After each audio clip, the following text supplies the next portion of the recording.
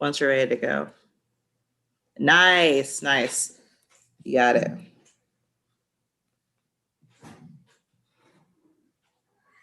Hi, Aubrey. Okay.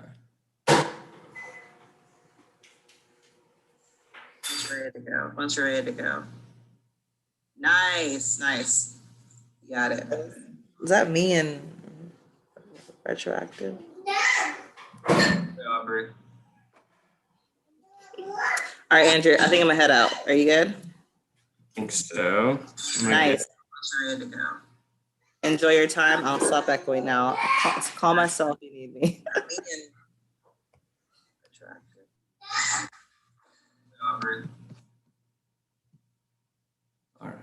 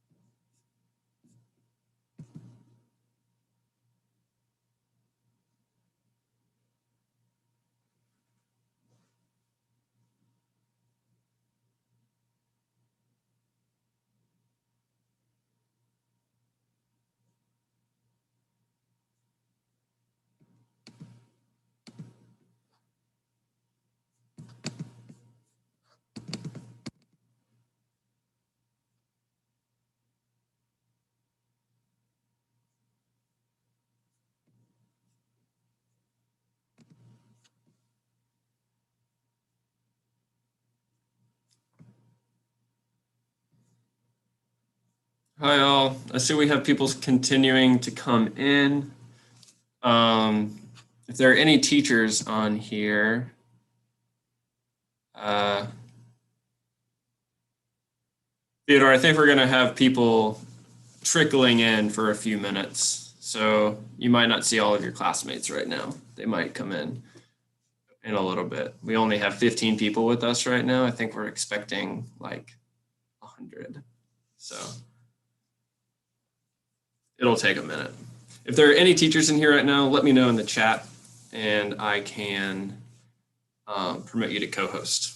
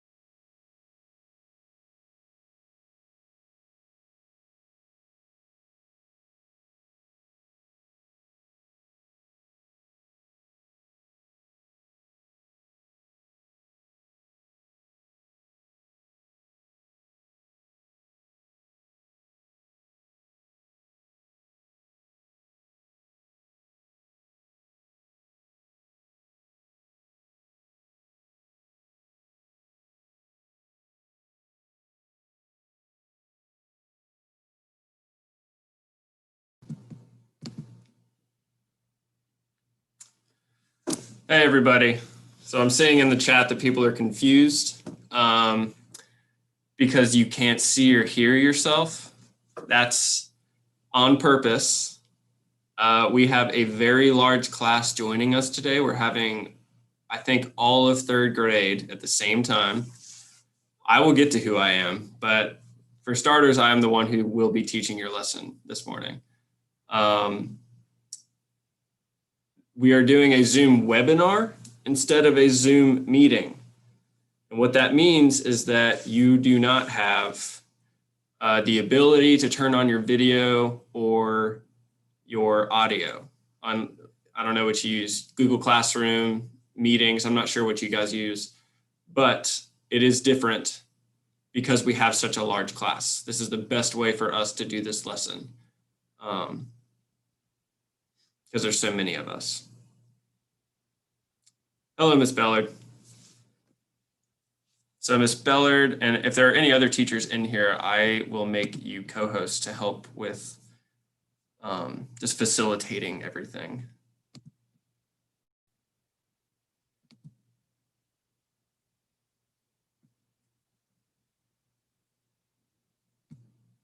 First year panelist.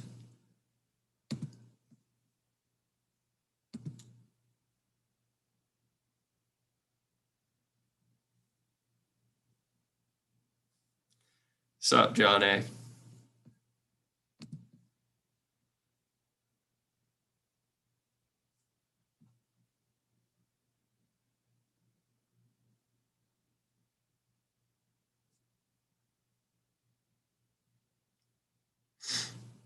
All right. So I'm glad everyone's saying hello to each other in the chat. If I can get you to please pause your messages for now, that would be greatly appreciated so that I can use the chat to communicate with teachers. That would be wonderful. All right.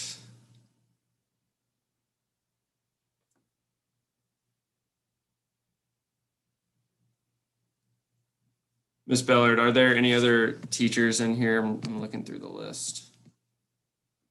I can promote They're you. probably not here yet, but Okay. We're all joining you today.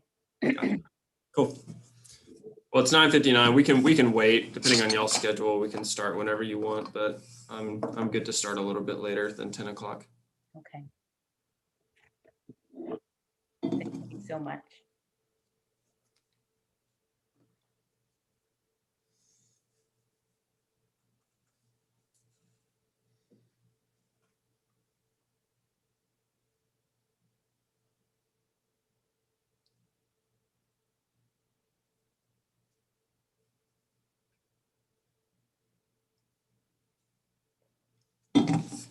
Also, Miss Bellard, I'm not sure if Miss Sabrina got in touch with you about the number of students we can actually host in Zoom.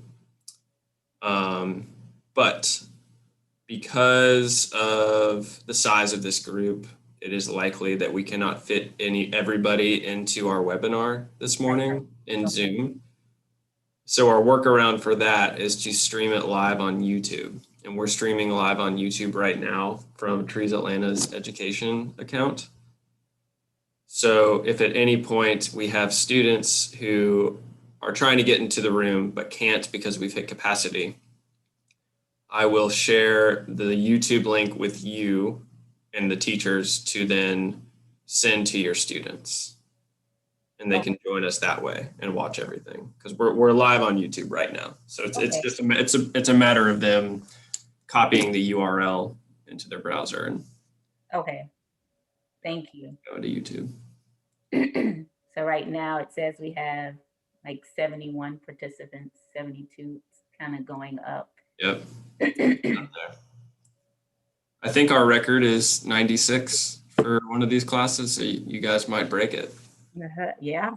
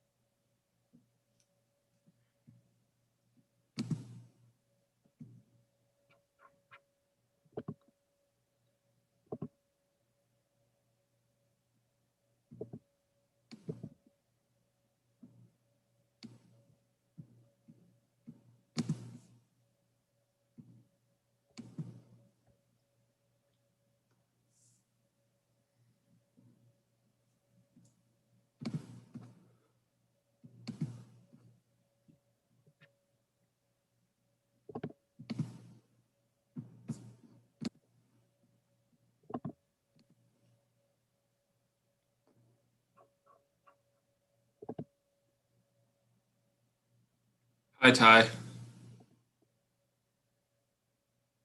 Hi, Miss Phelan. Miss Phelan's here. All right, good. So, Phelan or Fallon? Sorry if I mispronounced. Phelan. Phelan. Mhm. I can promote you.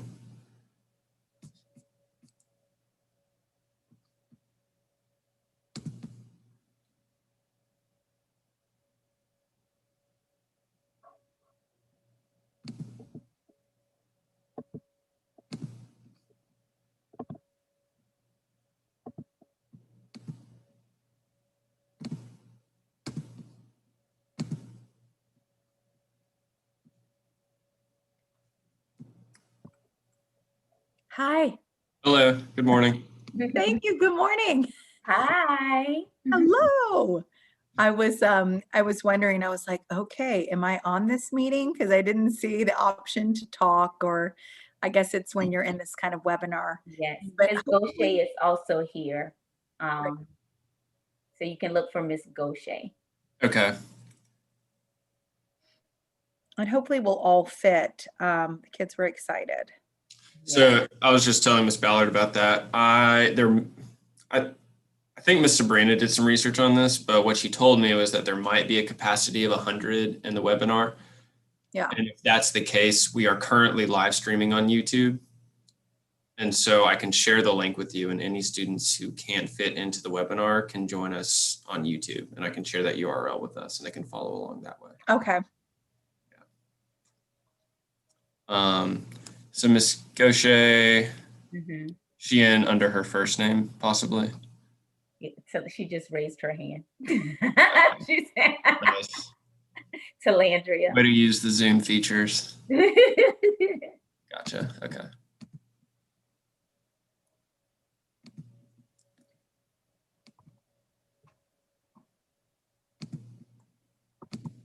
Hi. Hi, how are Good you? morning.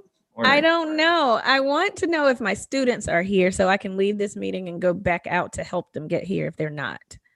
Okay. Because they were saying it was asking them for email. Is there a way I can know from? Oh, I can look at the participants. Mm-hmm. No, I can't. Yes, I can. Mhm. They're in alphabetical order by first name, I believe. Okay, they're in here. It looks like I see some of them. Oh, okay. Awesome. Okay. Hey, Jackson Leach. Okay, it worked. Awesome. Thank you. Hi, guys.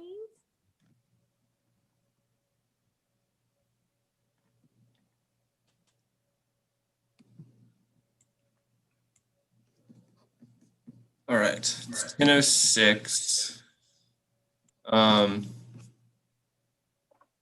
I know y'all have a hard stop at 11-ish. Actually, 10:30. 10:30. Okay, so we should get So we started can get then. started. Mhm. And people can kind of trickle in. I will copy that YouTube link for you Okay.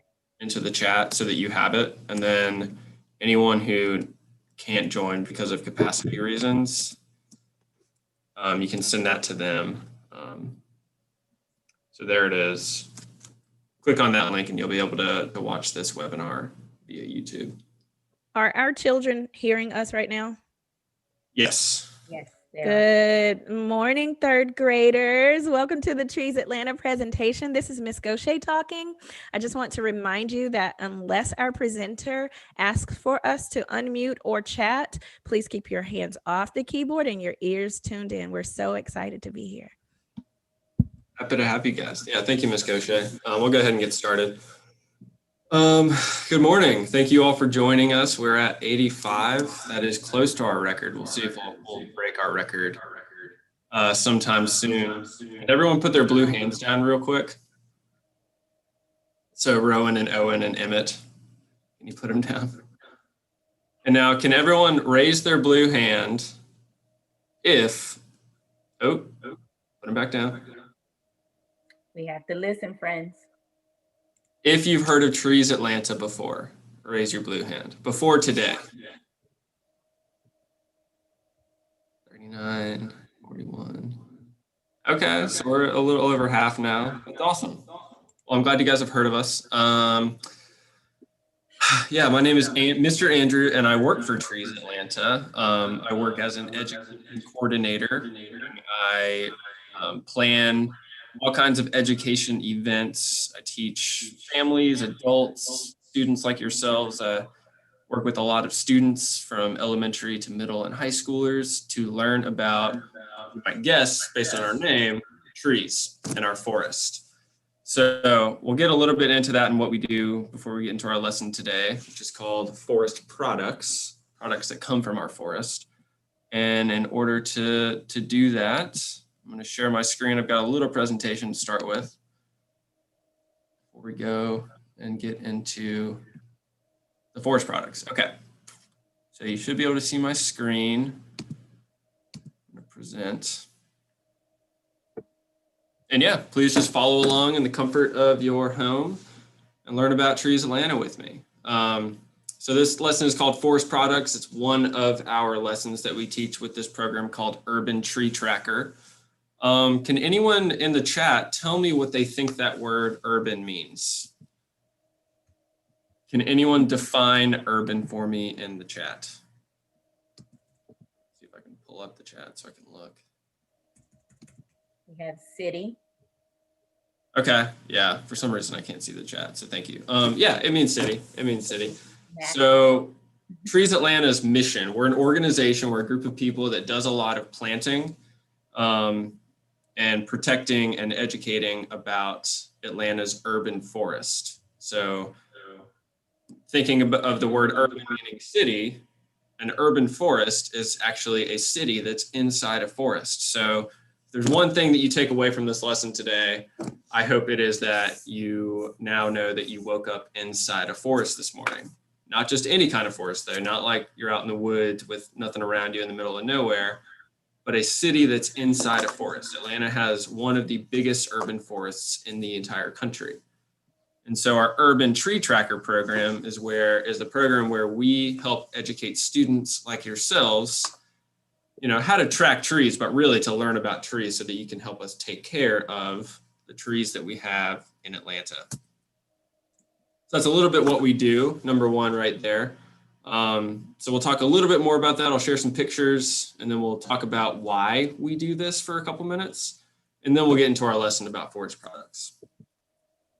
So like I said, Trees Atlanta, here's like a trio of pictures that show what we do. The first one on the left, you see some adult volunteers of ours planting a tree. We do a lot of planting to date, meaning since we first started in 1985. So we've been around for 35 years, longer than I've been alive. Trees Atlanta has been planting. And since then, we've planted over 140,000 trees in the city. A lot of trees, and we rely on people like you who don't work for us. We rely on volunteers to do a lot of our work because that's a lot of trees and there's not that many of us, so we definitely need some help. So we plant. Second thing we do is we protect or we conserve. So here you see some high school students that we actually employ, so we give them jobs and we pay them in the summer to go out and protect the forest that we have in our city. By here they're weeding, taking out some weeds, which is good for the soil in the forest. And then the third thing we do, we educate or we teach.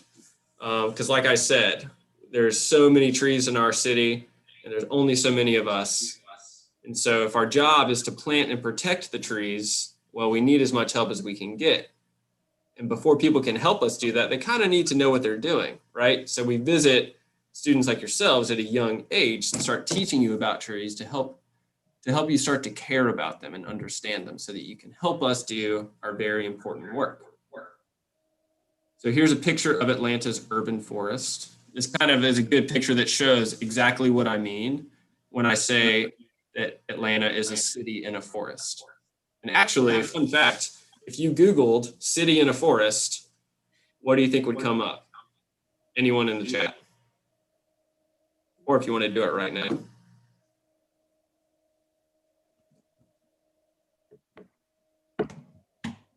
Atlanta. Atlanta comes up, right? That's one of our nicknames. We actually have a nickname that describes how large our forest is. We're called the city in a forest because we have so many trees. About 50%, about half of Atlanta is covered in tree canopy. So if you're looking down on Atlanta from the sky, if you're in a helicopter or something, half of the city would be covered by trees. We have quite a few, and we're doing great in that category. But again, we do all this work, and we want to get you guys to help us do this work because, I said trees are important, but why? Why is that important? What are some specific reasons for doing this kind of work? And anyone in the chat share with me what trees do for us? Don't they just kind of sit there and look pretty out in the woods? Or is there something else that they do for us? Anyone in the chat? They said oxygen, There's one. clean air. They help the plant. Absolutely. Oxygen is a big one, right? Our bodies need oxygen, and we get oxygen from plants and trees in the same process that they use to clean the air. So they take pollution out of the air. We know in Atlanta we have quite a few cars. There's a lot of traffic in Atlanta. So that means a lot of air pollution. So the trees really help us clean that up. They have food. Food is another big one. The list definitely goes on. And so what I'm sharing with you right now, there's an organization called Arbor Day, the Arbor Day Foundation.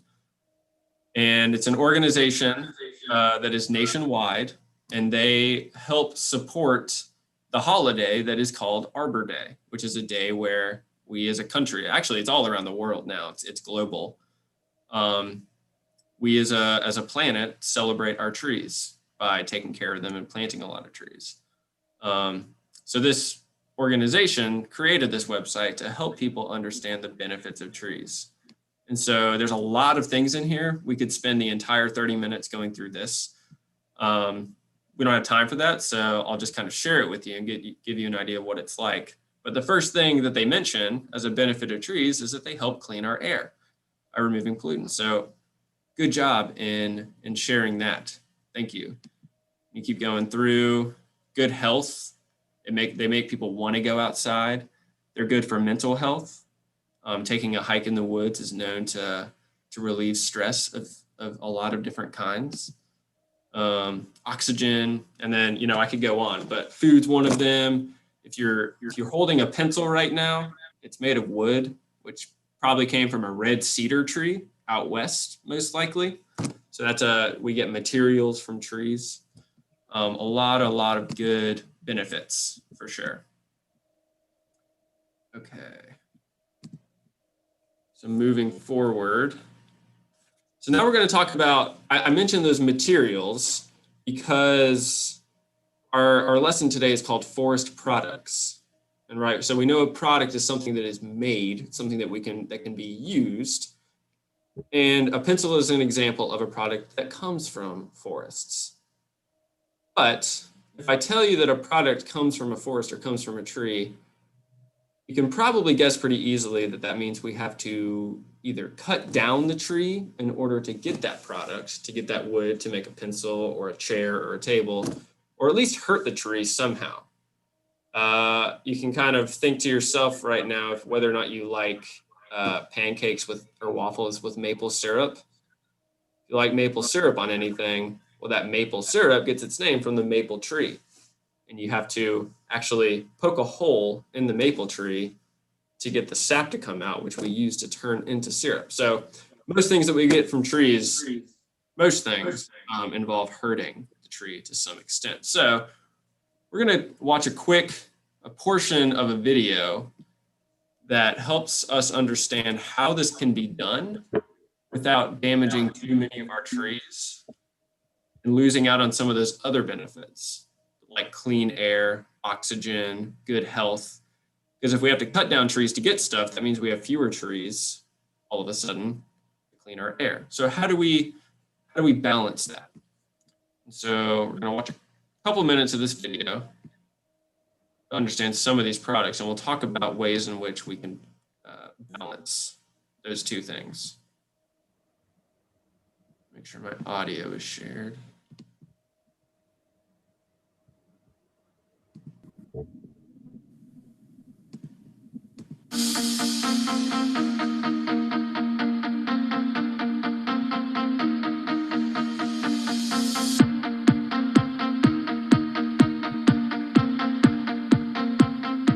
We've seen trees grow and we've seen trees cut down. But what happens to the tree after it hits the mill is just the start of its next journey. This is fantastic. I feel like sensory overload. The smell is wonderful. Where are we right now? Well, we're in the log yard portion of a sawmill in Perry, Georgia. Every species has their own smell. You know, some people love the smell of southern yellow pine. Almost everybody loves the smell of cedar, but all sawmills typically smell pretty good if you like the smell of wood. What do you guys do here? So our main job here is to safely convert logs into lumber to be sold for end use with the customer. So when I see logs going down the highway on a huge truck, is it coming here? They're all coming here, hopefully all the good ones. And then what happens? So as you can see behind us, the logs will show up in trucks. They'll be weighed at a scale. Once they get into the log yard behind us, they'll be unloaded, put into the crane pile. After a couple of days, they'll be loaded into the mill and processed into lumber. About how many shipments do you guys get in a day? We run about 75 semi-trucks full of logs each day. That is a lot of trees. Most of these logs come from land owned privately versus land owned by the government. All of these logs come within a 100-mile radius of this plant site. There's such a plentiful supply of logs all throughout Georgia that we don't have to travel long distances to bring them back. And then when you have the finished product, where does it go after that? There's a number of uses for our finished product. Some goes into fence building, some goes into making pallets, some is for building trusses and doors and walls inside houses. And each type of wood, every piece is graded so we know where that piece could be used. So your products go through testing and receive grades kind of like us. That's right. Once it's graded, it'll get banded, it'll get strapped, we'll put a package on it, and it'll be ready for shipment to the customer. And all of that happens right here in the lumber yard? All of the product gets made here and shipped from here. So if you're out in your yard looking at your fence or even looking at your home, there's a very good chance, being one of the largest lumber producers in the region, that wood came from Interfor. We'll pause it there just for the sake of time so we can actually get into our activity. Yeah, that's kind of a look at what happens to a tree after it's cut down. Present this again. It goes through a process, right? And he talked about how a lot of different trees have different properties, like pine, which we use to make a lot of lumber for building things. I mentioned red cedar. That's a kind of tree that we use to make pencils. They grow very straight and they're very strong, which is good for making those kind of products. But I mentioned striking a balance between cutting down trees for materials and keeping trees for a lot of their other benefits. And so, let me find my eraser. There it is. What I want to mention is that a lot of these trees that we use to make products come from what's called a working forest. So at home, please say this out loud: a working forest. Just like an urban forest is a kind of forest that's in a city, a working forest is another kind of forest that does work for us. It works. And by working, I mean it helps give us wood and other things to make products, forest products that we use every day.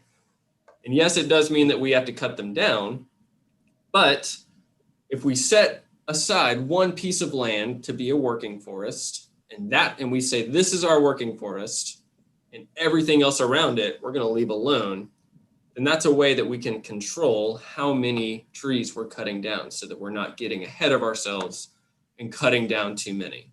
So that's one tool that we have to strike that balance that I'm talking about. So now we have an activity that we're going to go into real quick and try and get through before you guys have to go.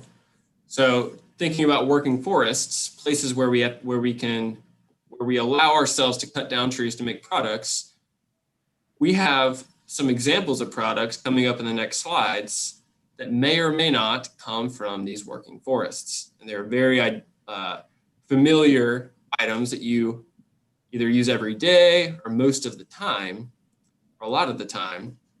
And you're going to guess using a Zoom poll whether or not those things come from a working forest or come from trees. So the way this is going to work, I'm going to put up a poll on the screen and you're going to answer it when I launch it. And it's a simple poll. The question is, does this product come from a tree? And you're going to guess yes or no. So without further ado, I'm seeing some activity in the Q&A. I'm going to make sure everything's okay.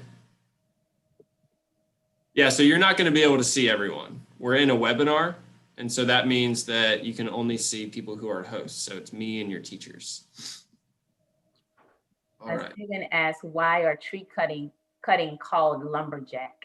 Lumberjacks, so people who cut down trees, once upon a time, they were called lumberjacks. Well, what's lumber?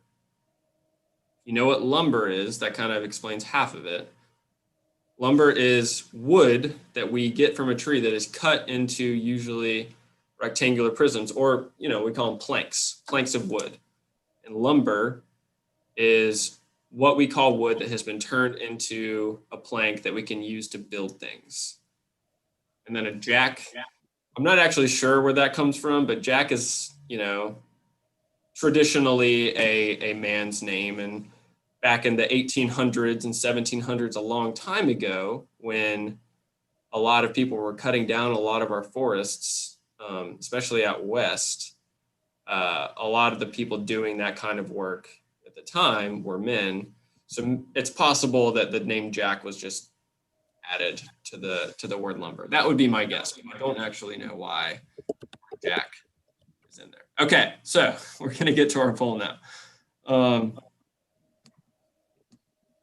So this first product that you see on your screen is toilet paper. I'm assuming everyone has heard of toilet paper before. So I'm going to launch the poll. You're going to see it on your screen. And take about 10 to 20 seconds to answer whether or not you think toilet paper is a product of a tree. Yes or no?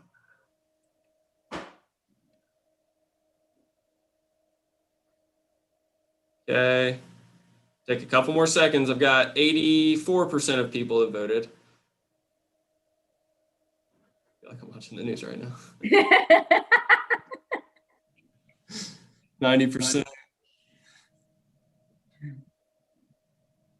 Okay, we'll call it there. So I got 88% yes, 12% no. If you voted yes, you are correct. Toilet paper and the little cardboard roll that it comes on, they both come from trees. Does anyone know what part? Can anyone guess what part of the tree it comes from in the chat? Bark, leaves, wood, roots. Bark. Bark, good guess. A lot of people think that paper comes from bark. It's actually false. It comes from the wood that's inside the tree. They grind it up really, really small into pulp, almost like sawdust, and they use that to make paper. All kinds of paper, including toilet paper. Okay, moving on.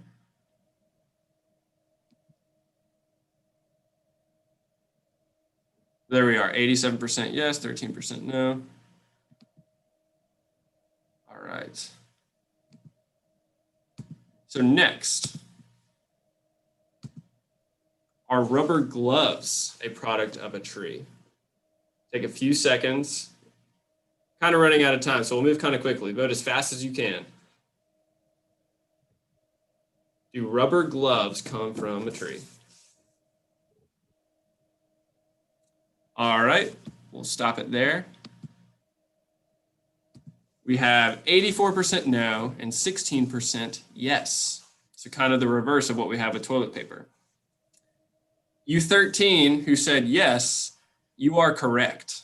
Rubber gloves do indeed come from a tree. They actually come from a tree called a rubber tree. A rubber tree is a tree that grows in a tropical environment. So think the Amazon rainforest. There's a lot of trees down in South and Central America. And we use the sap of those trees to make rubber, including rubber gloves. So the rubber on your shoes, the rubber in a bouncy ball, the rubber that is the eraser on your pencil, all those things come from a rubber tree, a working forest of rubber trees. Next, chocolate. Does chocolate come from a tree? Take a few seconds. 3, 2, 1, and end. Okay, a little bit more split. It's 65% yes, 35% no. If you said yes, you are correct. Chocolate is made from the cacao bean, and the cacao is a kind of tree, cacao trees. And we use their beans, we grind them up, and we use them to make chocolate. All right. Next we have toothpaste. And go. Toothpaste comes from a tree. Tricky one.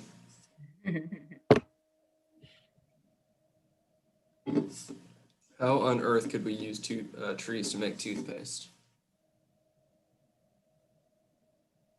All right. 59% said yes, 41% said no. The yeses are correct again. We actually get this stuff called cellulose from a tree. It's a big scientific word, but cellulose is what helps a tree keep its shape. It's what helps it stand up straight and tall. Same, if you take that out of a tree and put it in toothpaste, that is the reason why you can put toothpaste on your toothbrush and it doesn't fall off. It's kind of gloopy. Without that cellulose from a tree, toothpaste would be really watery and it'd be really hard to actually keep it on your toothbrush. So cellulose actually helps us, or trees help us brush our teeth. And it's 10:30. I think we can squeeze one more in. We'll get through. Oh yeah, there are the results. This one's kind of fun. Aspirin. You don't know what aspirin is, it's a medicine that we use to help with fevers and pain, achiness. It's also actually useful for people who are prone to heart attacks. So it's very, very, very useful. Do we get it from trees?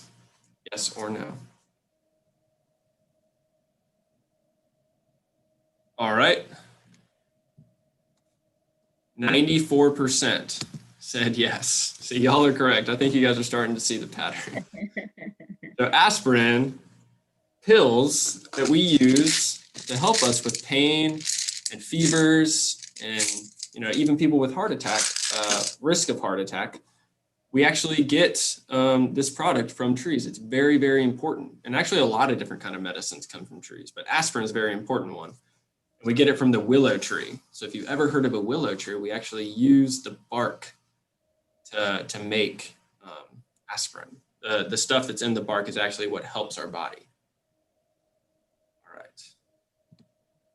So it's 10:31. I got I think 3 more, but I can let you guys go if need be. Yeah, they have their specials and we would like them to kind of be there at least a little bit close to on time. Sure, absolutely. Well, we can wrap up there then. I'll stop sharing. So the point of this lesson, guys, I'll just wrap it up in a few seconds, was to understand that we get a lot of really, really important products. Other things that I was going to mention: cinnamon, soap, a bar of soap, sponges, a lot of different things from trees. And some of them are kind of surprising. Trees are really, really useful. And so it's really important for us to understand how they help us in our everyday life, the kinds of things they give us, but also to understand that we get a lot of other benefits from trees too, like clean air, like food. And to get those things, we kind of need to keep the trees alive. So it's important for us to understand that in order to get these products, we have to be very careful, like with all things in life, we have to strike a balance so that we can have harmony between all the needs that we have and also the needs that wildlife and other ecosystems and parts of the world have as well. And so we have working forests as a way for us to help us strike that balance. Yes, you can eat trees, Aubrey.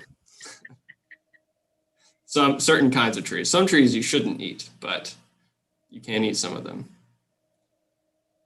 Okay, well, I'll leave you guys on that note. Thank you guys for joining us. Hopefully next time I'll get us started on time so we have time. No worries. It wasn't your fault. We just was trying to make sure everyone was there. And so thank you. We appreciate you guys' flexibility and working with us. Absolutely. This was great. And we'll see you guys next time. Yeah, see you next time. We recorded this, so we'll send that to you as well. All right. Thank you, Trees Atlanta. Thank you so much. See you next time. Marilyn. Bye, guys. Bye, guys. Going to specials now. Specials, everyone. Third graders go to specials. All right, bye, everyone. Yeah. Bye. Awesome. And thank